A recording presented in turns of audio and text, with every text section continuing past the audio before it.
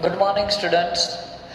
સો last લેક્ચરમાં આપણે કેન્દ્ર અનુરાગી વિસ્થાપન પ્રક્રિયા કમ્પ્લીટ કરી હતી, બરાબર. એટલે એની સાથે સાથે આપણે હેલો આલ્કેન અને હેલો એરિનની બનાવટ, એની બધી જ રાસાયણિક પ્રક્રિયા પૂર્ણ કરી છે. ઓકે, હવે આજનો આખો ટોપિક નવો છે, એના વિશે આપણે થોડી ચર્ચા કરીશું, બરાબર. ટોપિકનું નામ છે અવકાશ રસાયણ શાસ્ત્ર. એકચ્યુઅલી આ સમઘટકતા ઉપર આધારિત ટોપિક છે. તમને યાદ હશે આપણે 11મા ધોરણમાં પણ સમઘટકતા જોઈ ગયા છીએ, કે જેની અંદર આપણે ક્રિયાશીલ સમૂહ સમઘટકતા, સ્થાન સમઘટકતા, એ મેઇન ટોપિક હતો એનો ભૌમિતિક સમઘટકતા. એમાં એક આવ્યું હતું અવકાશીય સમઘટકતા, બરાબર. 11મા ધોરણમાં મેં તમને ત્યારે પણ કીધું હતું કે આપણે 12મા ધોરણમાં એનો સંપૂર્ણ અભ્યાસ કરીશું. અવકાશ રસાયણ શાસ્ત્ર, જેનું ઇંગ્લિશમાં આપણે નામ કહી શકીએ સ્ટીરિયોકેમેસ્ટ્રી. સ્ટીરિયોકેમેસ્ટ્રી. હવે અવકાશ રસાયણ શાસ્ત્ર સમજતા પહેલાં આપણે એની અંદર જે બેઝિક ટર્મ્સ છે એ સમજવી બહુ જરૂરી છે, જેની અંદર પ્રકાશ ક્રિયાશીલતા આવી જશે, કિરાલિટી આવી જશે, બરાબર. એ સિવાય પ્રકાશનું ધ્રુવીભવન થાય છે, શું થાય છે, એવા ઘણી બધી ટર્મ છે, એ આપણે શીખીશું. જેમાં આપણે સૌ પ્રથમ જોવા જઈ રહ્યા છે પ્રકાશ ક્રિયાશીલતા, બરાબર. ઇંગ્લિશમાં એને કહેવું હોય તો આપણે કહી શકીએ ઓપ્ટિકલ એક્ટિવિટી. Optical activity. અને આના ઉપરથી ક્વેશ્ચન પણ નીટ JEE પૂછાય છે કે કયો કમ્પાઉન્ડ પ્રકાશ ક્રિયાશીલ છે, કયો કમ્પાઉન્ડ પ્રકાશ અક્રિયાશીલ છે, કે જે પ્રકાશ ક્રિયાશીલતા દર્શાવતો નથી. તો સૌથી પહેલા આપણે જોવાનું છે, ભણવાનું છે કે સમતલીય ધ્રુવીભૂત પ્રકાશ શું છે. સમતલીય ધ્રુવીભૂત પ્રકાશ શું છે અને એને કઈ રીતે બનાવી શકાય છે. તો તમે જાણો છો, આપણે સૂર્યપ્રકાશ લઈએ અથવા તો કોઈ પણ બલ્બ, ટ્યુબલાઇટ લઈએ, એમાંથી જે પ્રકાશ આવે છે તેની અંદર બધી જ અલગ અલગ તરંગ લંબાઈ ધરાવતા તરંગો હોય છે.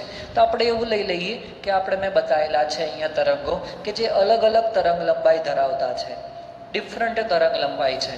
હવે સમતલીય ધ્રુવીભૂત પ્રકાશ, એનો મતલબ એ થઈ જશે કે બધા જ પ્રકાશના તરંગો એક જ સમતલમાં હશે, એટલે કે એમની તરંગ લંબાઈ કેવી હશે?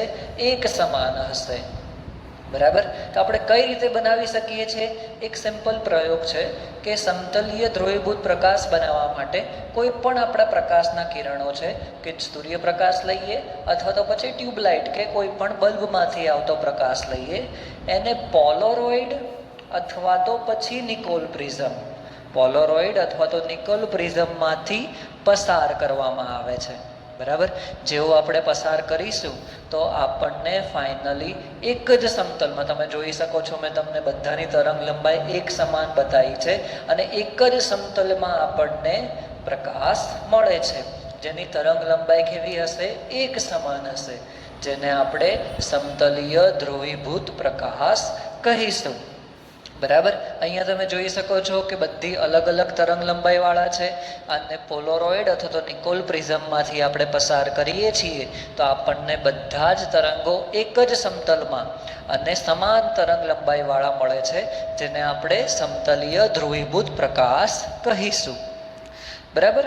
હવે પ્રકાશ ક્રિયાશીલતા એ આપણે નક્કી કરીએ છીએ સમતલીય ધ્રુવીભૂત પ્રકાશ પરથી, કે કોઈ પણ સંયોજન લઈએ અને એના ઉપર આપણે પ્રકાશ ક્રિયાશીલ સમતલીય ધ્રુવીભૂત પ્રકાશને એના ઉપર આપાત કરીએ, બરાબર.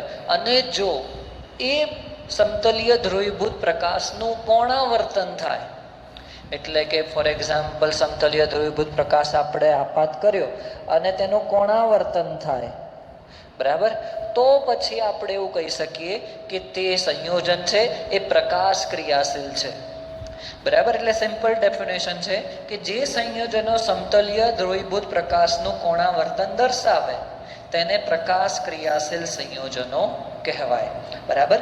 જે સંયોજનો ધ્રુવીભૂત પ્રકાશનું કોણાવર્તન દર્શાવે તેને આપણે પ્રકાશ ક્રિયાશીલ સંયોજનો કહીશું, અને આ જે ઘટના છે જેને આપણે પ્રકાશ ક્રિયાશીલતા કહીશું, બરાબર. તો હવે આપણે જોઈ લઈએ અહીંયા વસ્તુ એક કે આપણે એક સંયોજન લઈએ છીએ, બરાબર, અને સંયોજનને આપણે એક આ રીતે મેં પદાર્થ લીધેલો છે, બરાબર, અહીંયા કોઈ પણ આપણે નામ લખી દઉં તો કોઈ પણ આપણે પદાર્થ લીધેલો છે. હવે એના ઉપર આપણે શું કરીએ છીએ? સમતલીય ધ્રુવીભૂત પ્રકાશનું કિરણ આપાત કરીએ છીએ. આ આપણું સમતલીય ધ્રુવીભૂત પ્રકાશનું કિરણ આપણે આપાત કરીએ છીએ. હવે જો એ પ્રકાશના કિરણને તેની જમણી બાજુ કોણાવર્તિત કરે છે, જમણી બાજુ તેનું પરાવર્તન કરે છે, બરાબર. જમણી બાજુ કરે એટલે આપણે એવું કહી શકીએ કે ઘડિયાળની દિશામાં, જે ઘડિયાળની દિશા હોય, ઘડિયાળના કાંટાની દિશા હોય, એ રીતે જમણી બાજુ જાય છે, તો તેને આપણે દક્ષિણ ભ્રમણીય સંયોજન કહેવાય છે. તે સંયોજનને દક્ષિણ ભ્રમણીય, એનું ઇંગ્લિશમાં નામ થાય છે ડેક્સ્ટ્રો, અને ભ્રમણીય એટલે રોટેટરી, કે તેને રોટેટ કરે છે, ભ્રમણ આપે છે. કઈ બાજુ? ઘડિયાળની દિશામાં, જમણી બાજુ. હવે એને દર્શાવવામાં કઈ રીતે આવે છે? Small D. યાદ રાખજો, આ સિમ્બોલ બહુ જ અગત્યનો છે. આગળ ઘણા બધા ચેપ્ટરમાં તમારે small D, plus D, plus, minus એવા સિમ્બોલ જોવા મળશે તમને, બરાબર. તો દક્ષિણ ભ્રમણીય છે, ઇંગ્લિશમાં ડેક્સ્ટ્રો છે, એને સ્મોલ ડી તરીકે અથવા તો પ્લસ સાઇન, બરાબર, અથવા તો આપણે એને પ્લસ સાઇન તરીકે દર્શાવીએ છીએ, બરાબર. તો આ વાત થઈ ગઈ. જો સમતલીય ધ્રુવીભૂત પ્રકાશનું કોણાવર્તન જમણી બાજુ થાય તો તેવા સંયોજનને આપણે દક્ષિણ ભ્રમણીય, દક્ષિણ ભ્રમણીય એટલે કે ડેક્સ્ટ્રો રોટેટરી, એને સ્મોલ ડી અથવા તો પ્લસ સિમ્બોલ તરીકે બતાવવામાં આવે છે. હવે એ જ વસ્તુ જો પદાર્થનો સમતલીય ધ્રુવીભૂત પ્રકાશનું કોણાવર્તન ડાબી બાજુ કરવામાં આવે, જો સમતલીય પ્રકાશનું કોણાવર્તન ડાબી બાજુ કરવામાં આવે તો પછી એવું કહી શકીએ કે ઘડિયાળના કાંટાની વિરુદ્ધ દિશામાં છે. ડાબી બાજુ કોણાવર્તન થાય છે તો ઘડિયાળના કાંટાની વિરુદ્ધ દિશામાં આપણે એવું કહી શકીએ, બરાબર. એને વામ ભ્રમણીય સંયોજન કહેવામાં આવે છે, વામ ભ્રમણીય. ઇંગ્લિશમાં એને લીવો રોટેટરી કહેવામાં આવે છે, જેનો સિમ્બોલ છે સ્મોલ એલ, અથવા તો એને માઇનસ તરીકે લખવામાં આવે છે, અથવા તો એને માઇનસ તરીકે લખવામાં આવે છે. તો આપણી પાસે બે પ્રકારના પ્રકાશ ક્રિયાશીલ સંયોજનો થયા. એક ડેક્સ્ટ્રો રોટેટરી કે જે દક્ષિણ ભ્રમણીય, કે જે જમણી બાજુ પ્રકાશના કિરણોનું કોણાવર્તન કરે છે, અને એક છે લીવો રોટેટરી, વામ ભ્રમણીય, કે જે ડાબી બાજુ સમતલીય ધ્રુવીભૂત પ્રકાશના કિરણોનું કોણાવર્તન કરે છે. તમે જોશો ઘણી વખત કે સંયોજનની આગળ, જેમ કે આપણે આગળ ભણીશું ગ્લુકોઝ છે, બરાબર, એક વખત આપણે ગ્લુકોઝ આપણે જોઈશું કે જેની આગળ સ્મોલ ડી લખેલું હોય, અથવા તો પછી પ્લસ સિમ્બોલ બતાવેલો હોય, પ્લસ ગ્લુકોઝ, અને ઘણી વખત તમારે લખેલું હશે એલ ગ્લુકોઝ,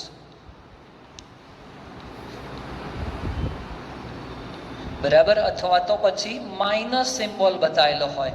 એટલે કે ગ્લુકોઝનું સ્ટ્રક્ચર 3 ડાયમેન્શનલી એવું હશે કે જે એક વખત જમણી બાજુ પ્રકાશના કિરણોનું કોણાવર્તન કરે છે, એક વખત ડાબી બાજુ પ્રકાશના કિરણોનું કોણાવર્તન કરે છે, બરાબર. તો આપણને એવા બે સંયોજનો મળ્યા કે જે પ્રકાશના કિરણોનું અલગ અલગ દિશામાં કોણાવર્તન કરે છે. તો આવા સંયોજનોની આગળ આપણે સ્મોલ ડી અથવા તો પ્લસ અથવા તો સ્મોલ એલ અથવા તો માઇનસ લખીએ છીએ, જેને એકબીજાના પ્રકાશ સમઘટકો કહેવામાં આવે.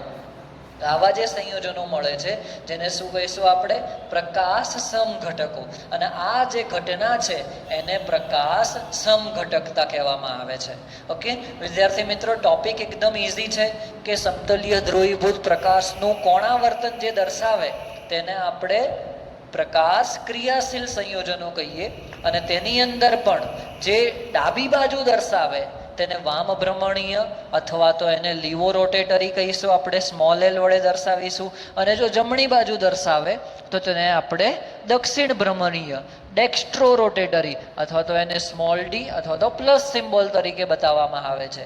આવા તે સમઘટકો મળે છે જેને આપણે પ્રકાશ સમઘટકો કહીશું, બરાબર. અને આ ઘટનાને પ્રકાશ સમઘટકતા કહીશું. એકચ્યુઅલી અવકાશ સમઘટકતાની અંદર આપણે આ શીખીશું બરાબર, જેની અંદર 3 ડાયમેન્શનલી આપણે લખી દઈએ છીએ. ફોર એક્ઝામ્પલ CH3Cl, ક્લોરોમિથેન આપણે લખ્યું છે, બરાબર. પણ ક્લોરોમિથેનની અંદર કાર્બન ઉપર હાઇડ્રોજન 3 છે.